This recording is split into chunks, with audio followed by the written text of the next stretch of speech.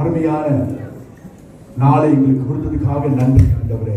Lord, we thank you for this wonderful day because you came. நீங்கள் பிறந்ததுனால ஆண்டவரே இன்றைக்கு நாங்கள் கொண்டாடுகிறோம். எங்களுக்கு சந்தோஷத்தையும் மன மகிழ்ச்சியும் நீங்கள் கொடுத்திருக்கிறீர்கள், எங்களுக்கு விடுதலையை கொடுத்திருக்கிறீர்கள்.